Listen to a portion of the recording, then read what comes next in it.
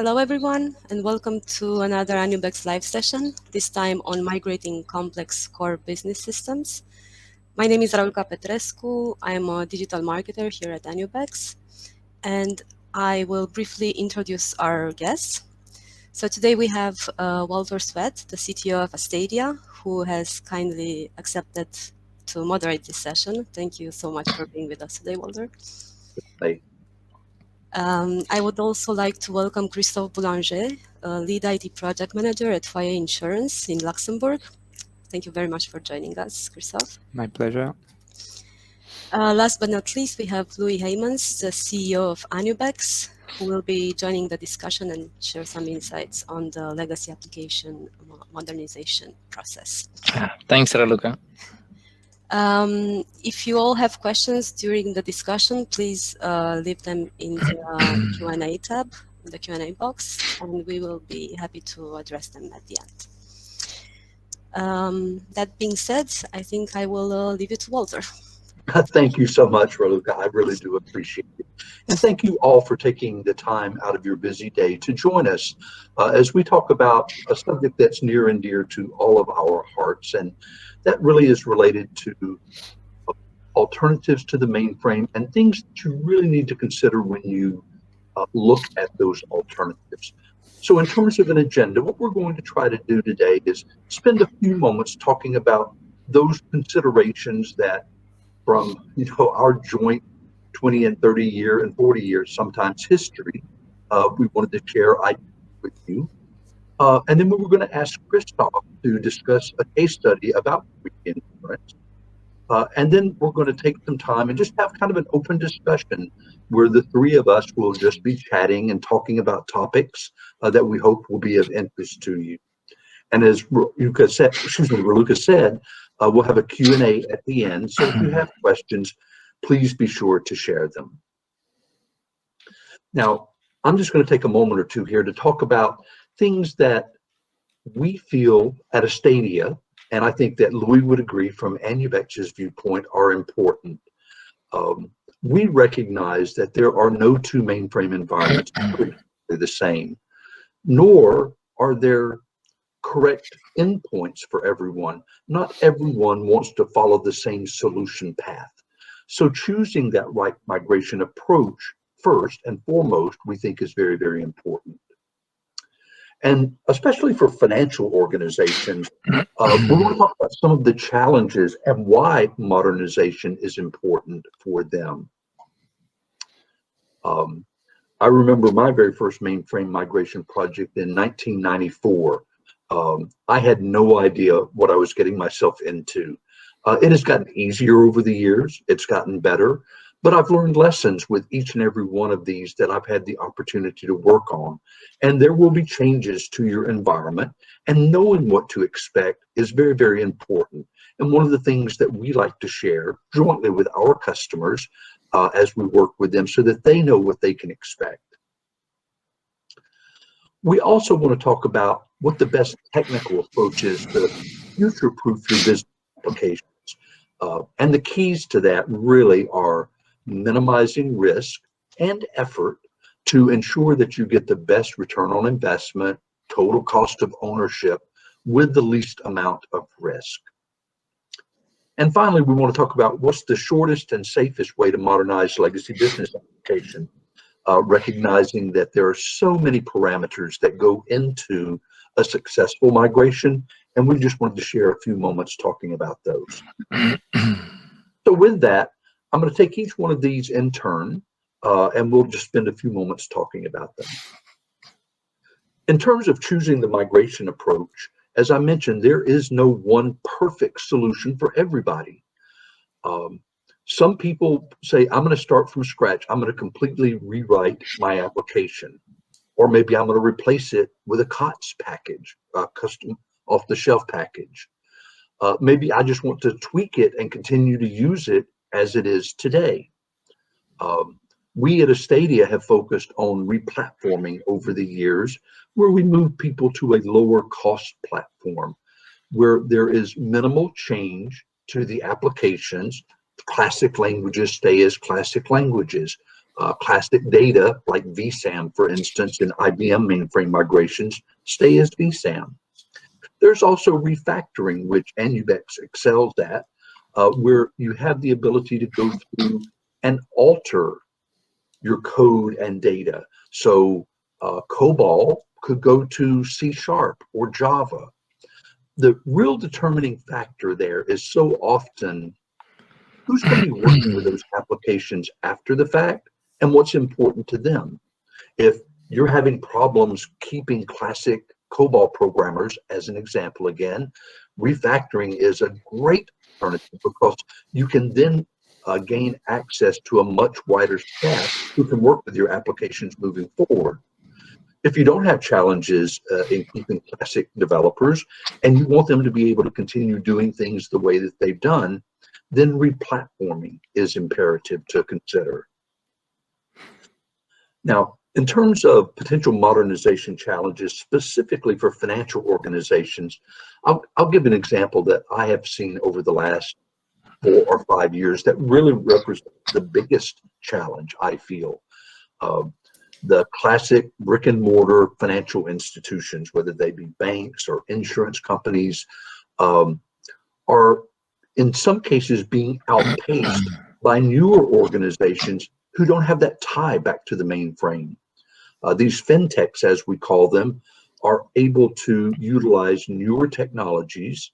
They can take advantage of changes and regulations that have to be adapted to more quickly. They can recognize what users want to do differently than they've done in the past. So being able to be agile is a real key, and especially for financial organizations now, where the industries have changed dramatically over the last 3 or 4 or 5 years. Being able to kind of turn on a dime is so very important. The biggest challenge I feel for companies in those industries is being stuck with doing what you've been doing and not being able to do anything else. In this case, you're either moving forward or you're falling behind. There is no staying still. In terms of what you can and I feel must change about your IT environment, I mentioned agility, and I'm going to talk about it a little bit more here. Being able to leverage concepts like DevOps, where you have automated testing, where you're able to do continuous integration and continuous deployment, all as part of that development process. That's part of both agility and responsiveness. The really neat thing about this is, as we talked about replatforming versus refactoring or even rewriting, you can still leverage concepts like ops, where you're able to take advantage of getting your developments team to work more quickly, more accurately, and be able to respond to business needs more quickly. We at Astadia have an initiative going on right now where we're looking at ways to improve performance, where you get processing nearest where it needs to be to where the users are and take advantage of that. So being able to adapt and change your IT environment to changing business needs is a core requirement of having a successful migration. Now, a question that's often asked of us is, how can organizations choose the best technical approach? Because they do want to future-proof their business applications. As I said before, you're either moving forward or falling behind. There is no standing still. So people have to be able to judge risk for the alternatives that they look at.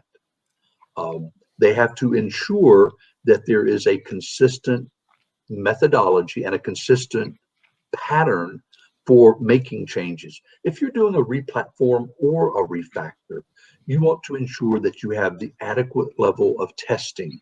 And it's not testing to just say the program ran and it didn't blow up, so it must be right. You have to compare data. You have to be able to ensure that your user experiences are the same as people are moving forward. It's critical to be able to minimize that risk by ensuring that on day one, your users can use the system with the same flexibility and responsiveness that they are using today in their mainframe environment. Um, we often say that we think it makes sense to consider um, the right environment for you. Some people say, I want to just completely go to a big bang approach. Some people want a phased approach to doing migrations. Understanding how easy or hard it is to move pieces of an application is part of the core development process where you're defining the order in which things will be done. Um, there are always going to be dependencies between application areas, two different application areas that share the same file, or a program in one application that uses a utility that's central to another application. You have to consider what the impacts are for moving pieces or doing a big bang and ensuring that the testing is in place to work moving forward. And finally, looking at the shortest and safest way to modernize legacy business applications, we feel that it is extremely important to have a consistent migration methodology. Uh, at Astadia, we have a methodology that we call Ready. Anubex has their own methodology. The thing that is critical is that it is consistent and proven and followed to the T. Um, you have to account for doing the design work. You have to account for doing an assessment at the front end so that you really understand from where you're starting. You have to account for the fact that very few organizations can say, I'm going to draw a line in the sand right now as I start my migration effort, and I'm not going to make any changes to my applications moving forward during the time of the migration. That's not realistic. So you have to consider items like retrofits. How many retrofits will be done? How will they be tested? How will they be implemented? Can it be an automated process?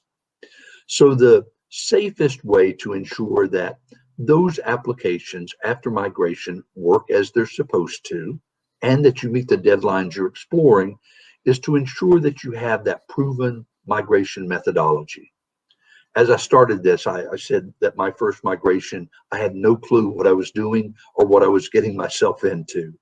Over the years, I, like a lot of other people and many organizations, have developed that methodology that we know works. There's always going to be something new, but that's the fun of it. We learn something new and we get to address it and add that to the methodology as we go forward. So those were my points for what organizations might want to consider at a high level as they look at alternatives. And what I'd like to do now is to turn this over to Christoph and have him talk about an actual case study where he worked at Foyer Insurance, where they had to consider many of those topics. And I wanted to ask him to kind of share his experiences with you so that you could see what his real world experience was like. Christoph, if that's okay, then I'm going to turn it to you. Absolutely. Thank you, Walter. So thank you everybody to be here today. So I am Christophe Boulanger. I'm an IT project manager at Foyer Insurance in Luxembourg. So I'm here today to speak about how Foyer managed to migrate his entire mainframe workload to a brand new infrastructure. So to start this presentation, I will show you first the migrated scope. So here in Foyer, we had a heavy legacy built progressively during more than 25 years. This legacy was composed of course, programs, different languages like EGL, for example, which is an enterprise generation language, generating COBOL programs. We have over 7,000 EGL programs to migrate, over 3,500 native COBOL programs, more than 7,000 GTL scripts used for batch jobs. Also, we had 300 BMS maps. Maybe you don't know, but BMS maps are the front-end part for 3270 Kix application. And we had also GSF, GSP pages coming with the external applications connected to the mainframe through a CTG connection. CTG is Kix Transaction Gateway, which permits to application to connect to the mainframe. We had also some reg scripts and few assembler programs. So as you can see, there is a lot of different languages here. So it's a big challenge. And the first step is to determine which languages will be chosen during the migration. And of course, in this case, you cannot choose only one language for all. I will say that you need at least 3 different languages. One language for the front-end screens, 3270, for example, and web applications. At Foyer, we choose a JavaScript-based framework called Dojo. You need also a language for all the backend part. So we choose Java for several reasons. First of all, we choose Java because Java was already used for several applications here. And its syntax is pretty close to EGL. This leads to more efficient training courses for developers. They have less difficulties to learn a language like Java when they come from EGL. Also, you need language for scripts. So to replace a GCL script, we choose Bash language, which is a very native language on Linux systems. So it's interesting to choose Bash when you are running the platform on Linux system. Other companies prefer maybe Perl when they want to be agnostic from the platform, and if you want to choose a Windows server to run your workload. Here we choose Bash because it's fully integrated with Linux system, as I say, and also Perl needed more training for our developers. So once you choose languages for your migration, you have to be preoccupied also by your data. Here in Foyer, we have different data objects like the database, of course, the IBM DB2 ZOS database. We had VESAM files, which are sequential files.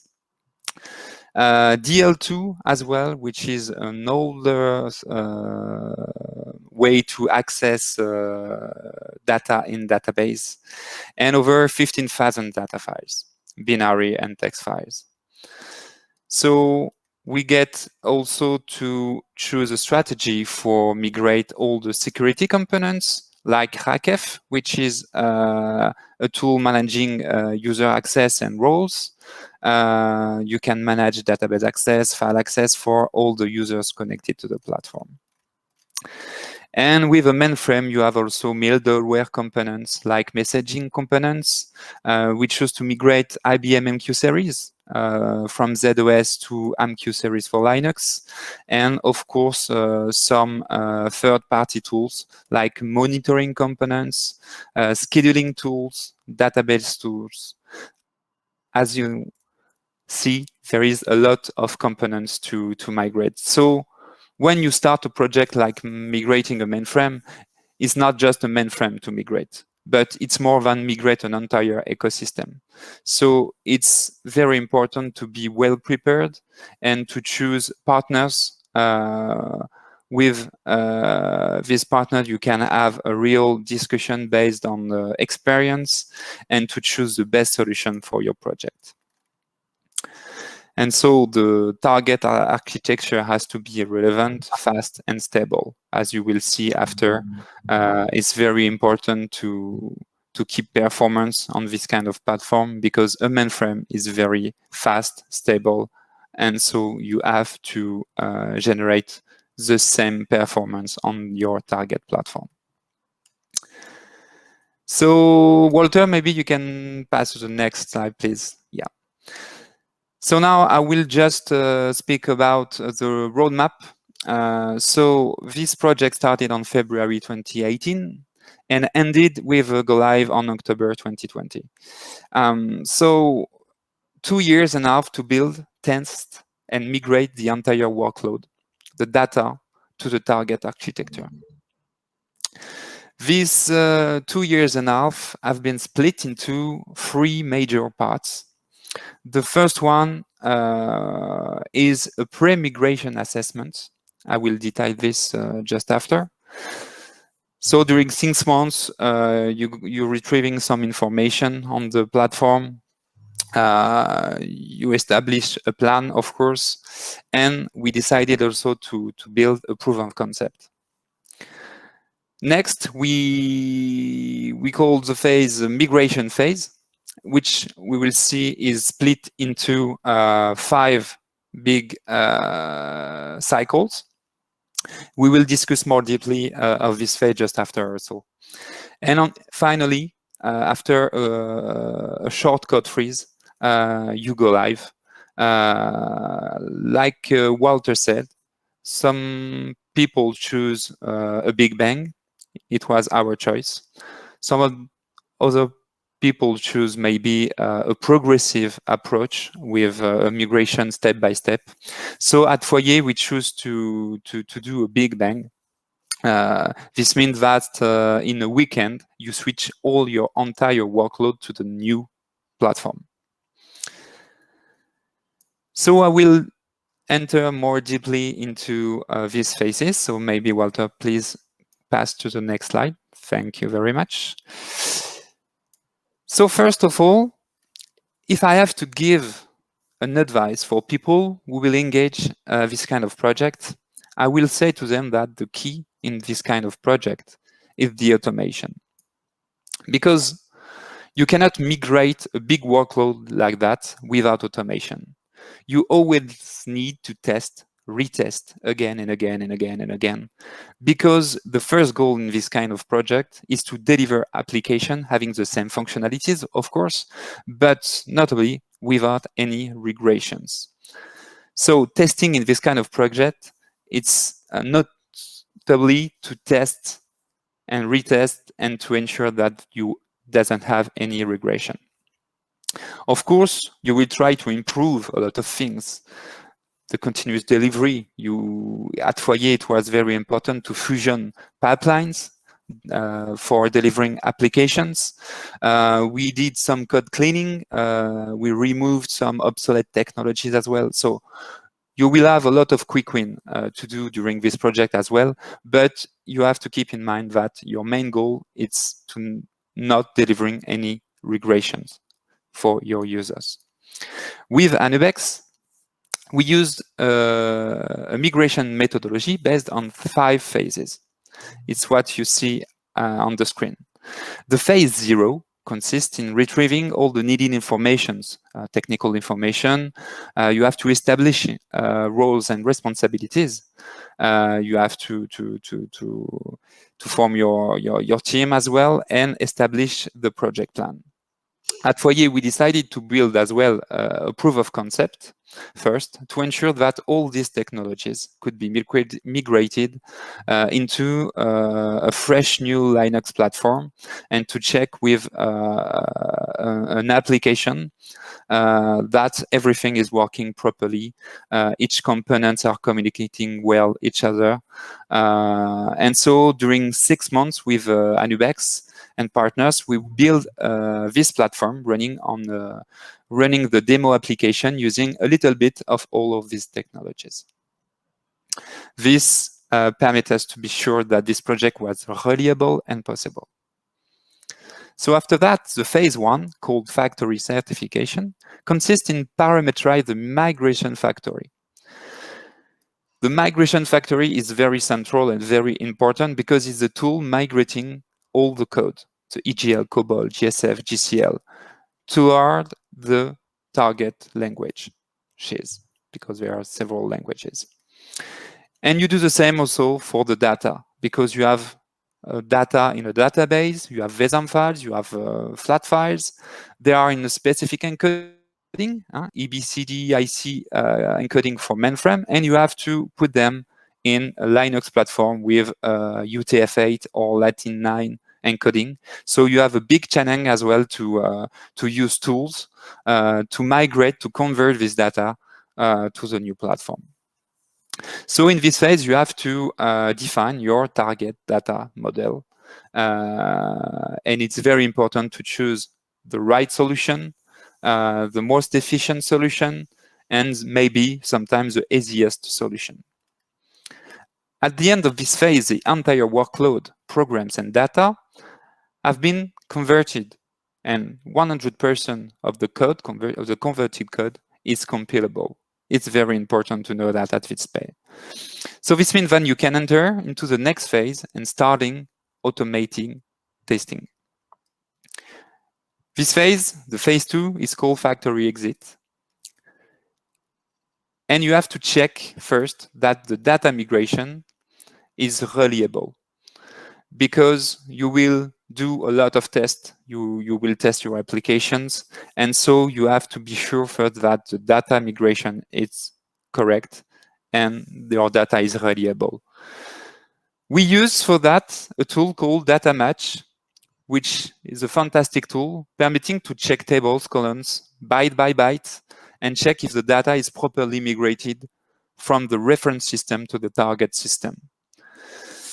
This tool proposes graphical reports, is highlighting differences, so it permits to investigate and find quickly the root cause when a difference appears.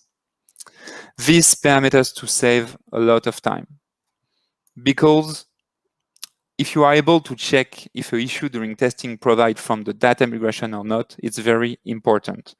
This saves a lot of time during the project. So in other words, you can easily uncorrelate data issues from program issues. So as I said, automation is the key to succeed in this kind of project. During the testing, of course, the tools provided by partners allowed us to automatize testing for example, all our 3070 applications. The tool called TestMatch provides a recorder allowing to record user sessions directly on the mainframe and to replay these sessions to the target platform. So for us, after having recording around maybe 100 end user scenarios live on the mainframe, we will be able to replay them to our target platform and start to check results. With those tools, it's very easy to detect errors because the tool offers a graphical UI highlighting pixel by pixel all the difference between both systems. So first, you can see graphically the difference between the 3270 screen of the mainframe and your new 3270 screen, which is now a web application, but keeping the same design as before. And for the end user, it's very important, the design doesn't change. So it looks like before, and the user is not confused when he starts to use the new application for the first time. He can keep his keyboard shortcuts, habits, and so he can navigate through the application as usual. It's very important in this kind of project to not change end users' habits. So you can imagine that how much this kind of tool is important to guarantee the reliability of the new system. And the pattern used here is, like you see on the left, convert, test, tune. This means that when you detect an error during your test, you never fix the generated code. You fix the conversion tool, the factory. So this is essential, it's very important. Because during this project at Foyer, the mainframe code is evolving a lot. So during 2 years, developer continue to code EGL, COBOL, and continue to write new functionalities for the business. So this methodology permits you to continue your test on a code drop, a specific lot of code, and developers can continue to write functionalities for their applications. So this means that you will have several code drops during your project, containing each time a lot of modification made by developers. But by fixing the factory directly, you can apply directly to the new code drop all the fixes made during the last cycles. So during several months, we measure the global quality on a limited scope first, until reaching the expected quality level to pass to the next phase. And the next phase, the phase 3, called system integration test, is basically the same as the previous phase, except that now you have a factory with no more issues in it. So you fixed the main part, the major part of issues encountered until this point. And so you can start and can introduce a bigger scope to your application. You can introduce performance metrics as well, and you can start to connect the external application to your platform. So during this phase, we replayed a lot of scenarios until reaching the expecting quality level. In this phase, we start also batch testing. This is a big part as well during this project. And so we introduced some parallel runs and compare the outputs of our original system and our new system. And for this as well, automation is very important. You need specific tools. It's necessary because you have to compare different outputs and coding. So you have to compare files, DB update, logs, and these tools has to be able to compare files having two different encoding. So EBCDIC for mainframe, UTF-8 or Latin9, as I said, for the Linux platform. So it's very important to use specific tools and very reliable tools to do that. And once the day where you have the best quality, you can share your platform with the end users. So at Foyer, it was very important to not take a lot of time with end users. And so we choose to share our new platform with the business a few weeks before the go live, and to run during several weeks a lot of tests with them, just to be sure that all the functionalities were okay, and we tune the platform to respect performance expectation as well. Once the platform is validated, we can freeze the code during 1 month, 1 month and a half, depends the size of the workload.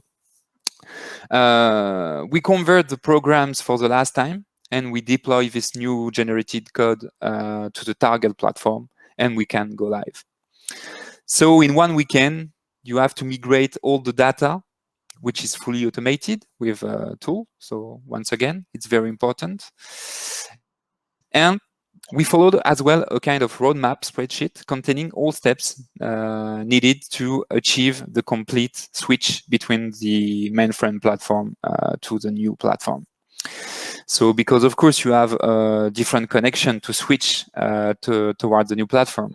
Some applications have to be redeployed with the new configuration because URL, DNS, host have been changed between the old platform and the new platform.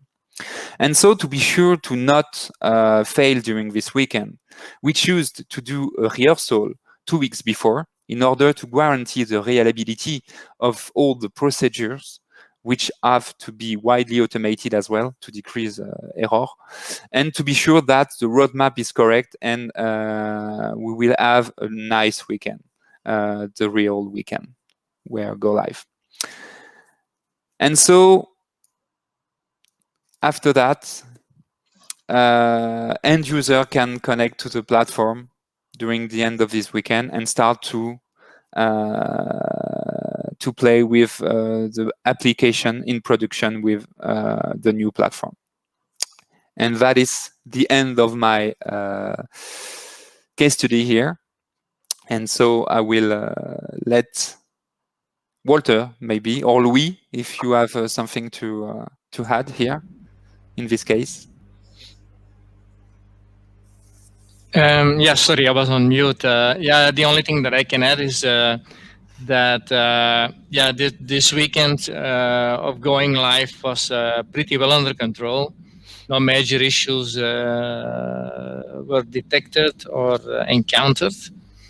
And also important is that the weeks and the months after the migration that you were running, well, I take maybe your answers, but the platform is pretty stable and performing as expected.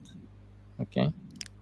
Absolutely. So, and yeah, well, what should I add? You explained everything, so I don't have to add a lot of things, Christophe. What you said was how it happened. So, of course, during such a project, there are times that you have to solve problems, but that is what we are used to do since many years. So, and I have to add that with Foyer, we had a perfect customer. They were up to the job and they were committed to bring this to a success. And of course, yeah, Christophe, project manager, is very important in such a project. So thanks to you as well, of course. Yeah, it's the same for Anubex, which very good project manager as well. Okay. Tony was he did a great job as well. Okay. Of course. Thanks. Yeah, and so with 3 slides, it's very difficult to discuss about all the difficulties because there are a lot of difficulties. Sure. So during 2.5 years, I will say that you need to build a team spirit because people working on this kind of project have to be performant, of course, but also ready to have a big challenge. So it's very important to onboard the right peoples and to work with the good partner. It was the case here with my team and with Anubex. Of course, we did a great job here. So thank you again, Louis. It sounds like it was a true partnership. Oh yeah, absolutely. Yeah. Throughout the project, yeah. It's and one it's team. important to have that. It's one team, yeah. One team of experts, yeah. Well, with that, I think I'd like to suggest that I'd just like to have an open discussion, a forum now, where the 3 of us get to, go over some areas. I would like to ask both of you some questions based on your experiences and in general, because I think that this could be really helpful for the audience and interesting for them. Christophe, I'll start with you if you don't mind. So, what were the overall main objectives of the migration? Cost savings or flexibility? Was there one driving point that caused Foyer to undergo this migration? First of all, what we wanted first is to replace all those technologies. So you know that COBOL, EGL, GCL, even if a lot of companies run this kind of languages, it's very difficult now to find developers having knowledge on these languages, and so we wanted to unify and to fusion languages inside our workload. So we have at Foyer not so much languages. We have Java, Scala, and Angular for the front-end part. And the idea was to unify, to fusion all the pipelines, the languages, to have a kind of unique way to deliver applications. So all the continuous delivery as well have been fusion with the existing tool, Jenkins, GitHub. All these tools are now working together. The new application, the old application, the 30 to 70 apps are now running on Jenkins, GitHub pipelines. So before that, we have a monthly release for this application. It was slow. It was sometimes difficult to be reactive in front of the business to deliver new functionalities. And so time to market was really the main objective running this project. And so to achieve that, and to choose the right partner as well, it was to find a partner who can bring a lot of automation in this project. Because as I said, we continue to deliver code on COBOL EGL during this project. So you have to deliver new functionalities while you are migrating the workload. So this was very important for us to not freeze the business during 2 years. And so Anubex helped us a lot with his methodology and this migration approach. And we maintained the functionalities, and the developers deliver new functionality during all the projects. So this was the main objective. Perfect. Thank you so much. And for the attendees, for those, I would think that just hearing again, even though you've already said it, in terms of the migrated system, its stability compared to the mainframe and its performance compared to the mainframe, I have to think that for those people in the audience who are considering mainframe alternatives, it's always reassuring to hear how well a migrated system works. Could you talk just for a second about stability and performance in comparison? For the stability, I will say that we had no downtime since the go live. So we haven't any problems with the stability right now. And so for the performance, the global performance, you have most of time better performance for several reasons. First of all, it's because you clean a lot your code. Right. So the code is cleaned. You remove a lot of things were not necessary code in it, and so you take as well a kind of how can I say that, without rewriting, you manage to clean the code to run as you wanted at first. So like this, you can eliminate a lot of problems, of waste of time during execution. You remove a lot of steps because when you read the code, because in fact, in this kind of project, you read the entire code because you have to run everything, you have to test everything. And so with automation tools, you can analyze. Anubex can export some reports on dead code, for example, and you can eliminate this code easily. So most of time you have better performance. And for some cases you have to tune, to tweak the platform. Yeah. You have to rewrite a bit some parts to be more native. For example, for VESAM access, which is now a table in a DB2 database. When you have COBOL programs reading line by line a VSAM, it's very fast on a mainframe.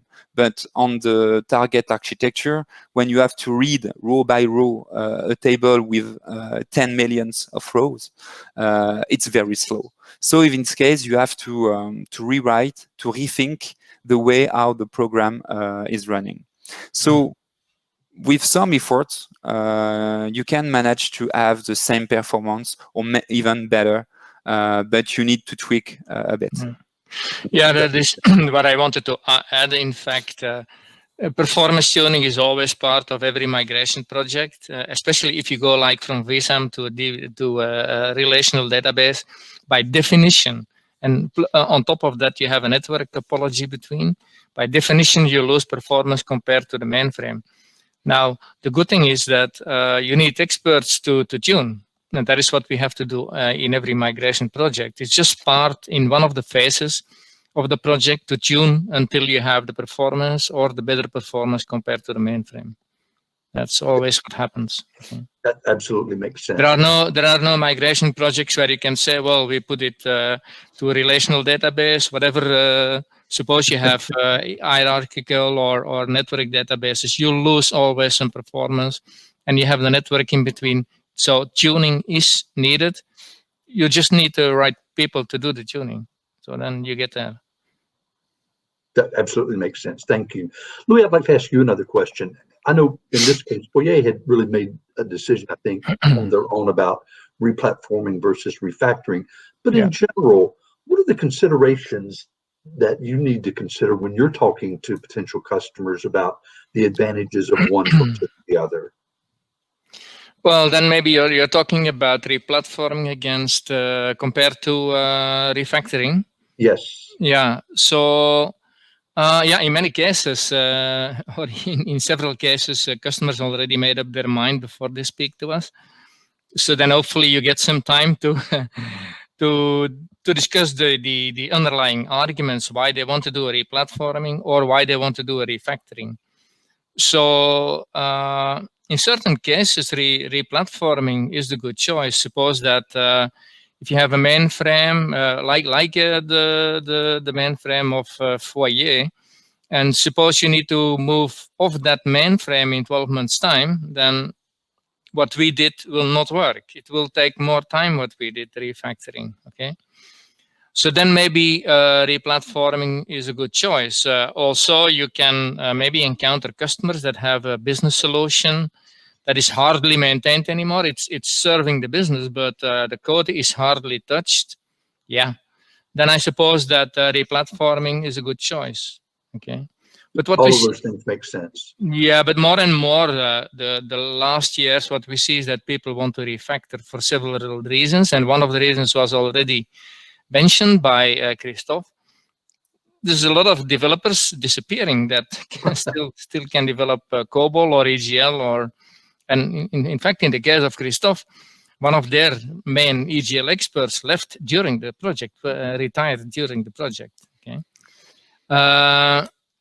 And of course, refactoring provides other advantages. You have more cloud options, and what we say is it's your one of your first steps for companies if you want to go the digitalization route. So their refactoring is more obvious to do this above replatforming.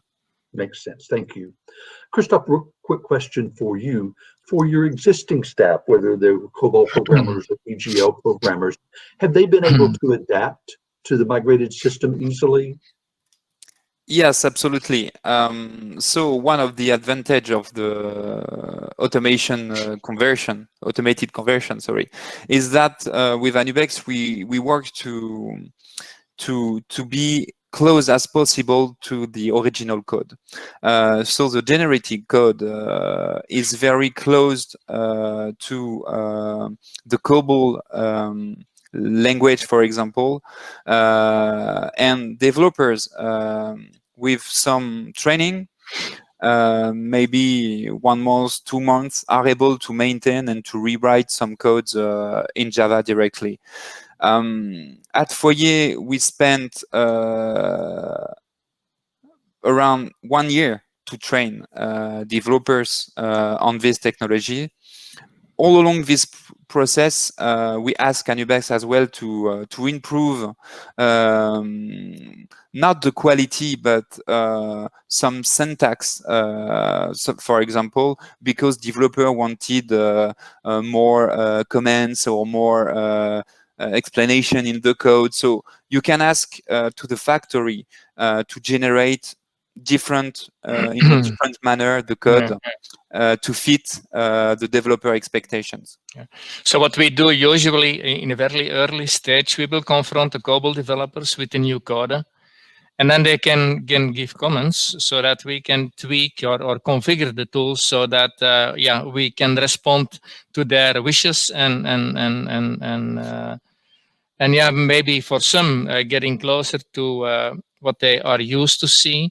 For some others to really get real Java code. So, well, of course, it's always real Java code, but more like a greenfield development, I would say. Okay, so in general, if we try to involve the developers in a very early stage, so that we can, counter.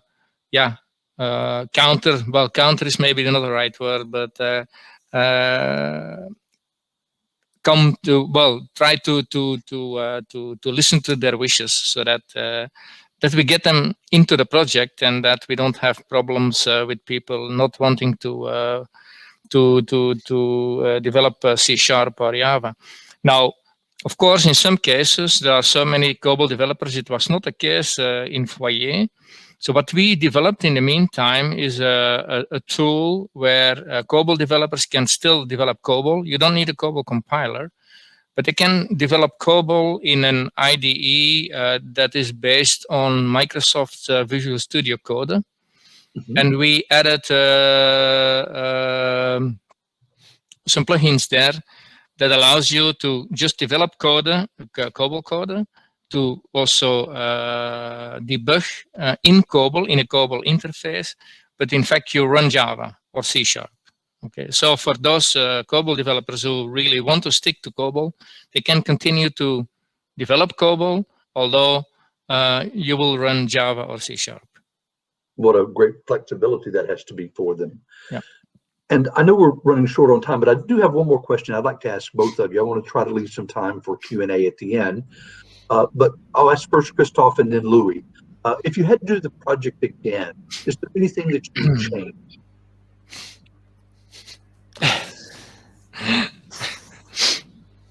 That's a difficult question. It is. I think the result is very good, really. If we could change something, I will say that maybe, I don't know. Maybe Louis, you can start to answer. Well, I have the same problem. If I would do the same project again, I would try to change the fact that we are hit by this COVID-19, but the problem is I cannot change that. For the rest, just some details. That's a great answer, actually. I think that there was a methodology in place to follow.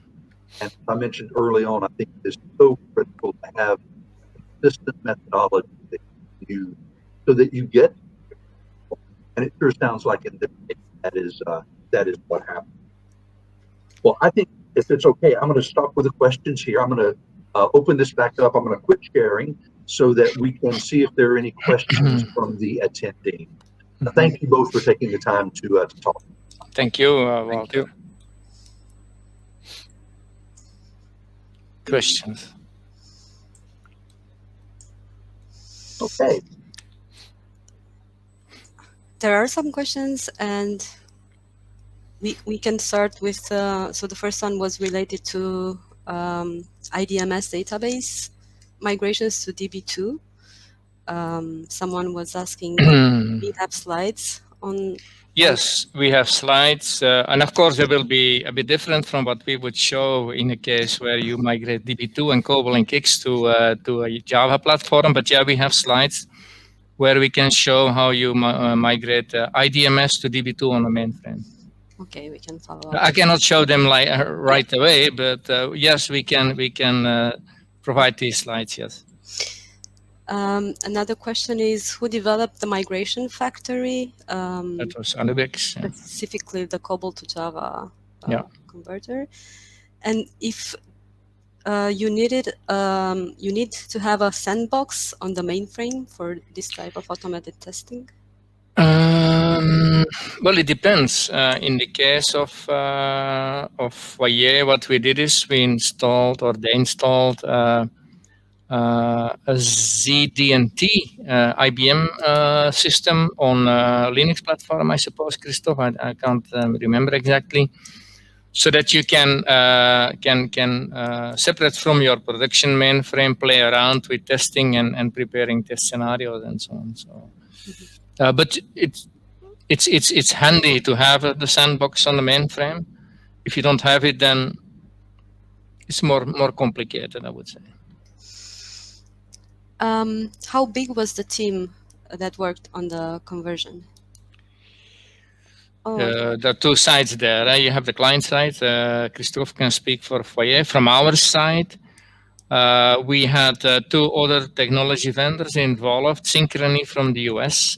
They took care of the EGL front end. We had Exact, which is a Danish company. They took care of the EGL backend, in fact. And we did we combined everything.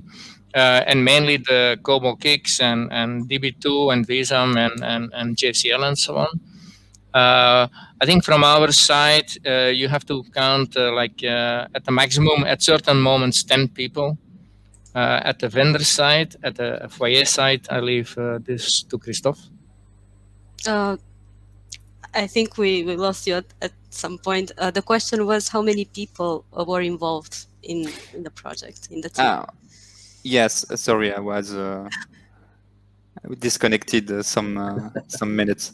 The core team, we were in fact around 10 people in the core teams, and notably 4 people dedicated to the test. So we had some different profiles, like DevOps profiles, systems, more business analysts, developers.